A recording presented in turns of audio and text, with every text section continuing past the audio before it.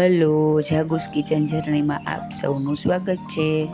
Friends, આજે આપણે બનાવશું સુપર હોટ, સુપર સ્પાઇસી અને એકદમ ટેસ્ટી છતાં સરળ એવું કુકરમાં જ દૂધી અને ચણાની દાળનું શાક. આ શાક એટલું સુપર ટેસ્ટી અને એટલું સુપર ઇઝી બને છે ને કે જેને નહીં ભાવતું હોય ને તે પણ ખાશે. તો ચાલો શરૂ કરીએ.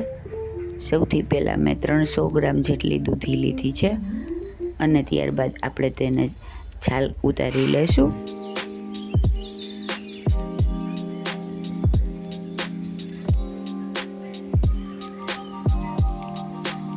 દૂધીની છાલ ઉતરી જાય એટલે આપણે તેને નાના નાના પીસમાં કટ કરી લેશું.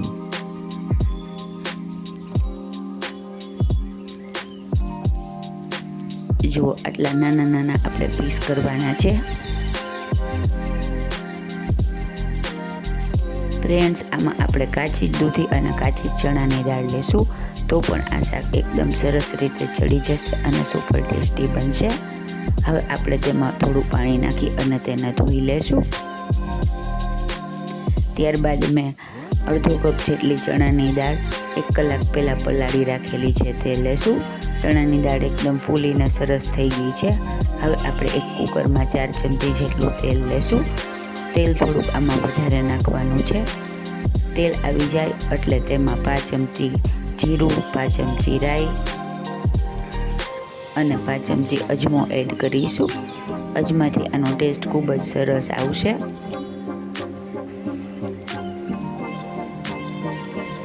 બધું સરસ રીતે તતડી જાય એટલે 7 થી 8 મીઠા લીમડાના પાન, 2 સૂકા લાલ મરચાં, 1 તજપાન અને અડધી ચમચી જેટલી હિંગ એડ કરીશું.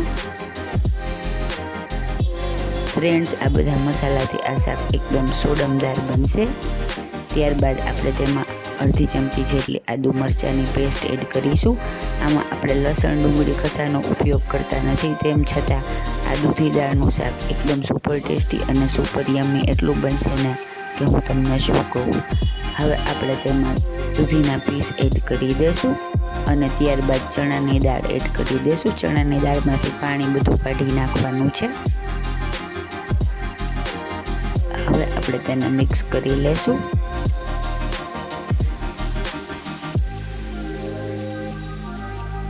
અને ત્યારબાદ બધા મસાલા કરીશું. ફ્રેન્ડ્સ, જો તમે મારી ચેનલ પર નવા હો તો મારી ચેનલને સબસ્ક્રાઈબ જરૂરથી કરજો અને બાજુમાં રહેલ ઘંટડી દબાવી દેજો જેથી મારી નવી રેસીપીનું નોટિફિકેશન સૌથી પહેલાં તમને મળે. હવે તેમાં 2 ચમચી લાલ મરચું પાવડર, અડધી ચમચી હળદર, 1 ચમચી ધાણા જીરું પાવડર, અડધી ચમચી ગરમ મસાલો અને સ્વાદ મુજબ મીઠું એડ કરીશું. ગરમ મસાલો મેં નોર્મલ દાળ શાકનો આવે તે લીધેલો છે. તમે ન ખાતા હો તો તે પણ સ્કીપ કરી શકો છો, પણ આમાં ગરમ મસાલાનો ટેસ્ટ ખૂબ જ સરસ આવશે કેમ કે આપણે બીજું કશું જ વધારાનું એડ નથી કરતા. હવે આપણે બધું બરાબર મિક્સ કરી લેશું. બધું એકદમ સરસ મિક્સ થઈ જાય ત્યારબાદ આપણે તેમાં અડધો ગ્લાસ જેટલું પાણી એડ કરી અને કુકરનું ઢાંકણ બંધ કરી 3 વિસલ વગાડી લેશું. ગેસની ફ્લેમ મીડિયમ ટુ હાઈ રાખવાની છે, એકદમ ફાસ્ટ ગેસ નથી રાખવાનો.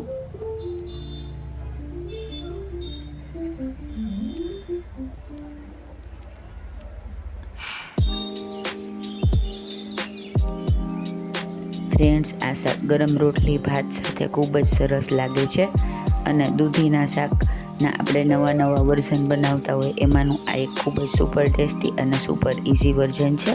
તો તમે પણ ચોક્કસથી ટ્રાય કરજો.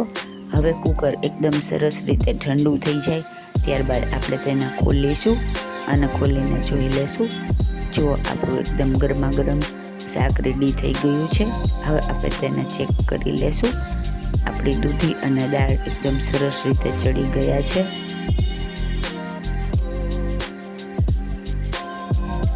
જો એકદમ ગરમ હોવાથી આપણે થોડી કાળજી રાખી અને તેને ચેક કરી લેશું. હવે આપણે તેમાં થોડા કોથમીર એડ કરીશું અને બરાબર મિક્સ કરી અને પછી એક સર્વિંગ બાઉલમાં લઈ લેશું.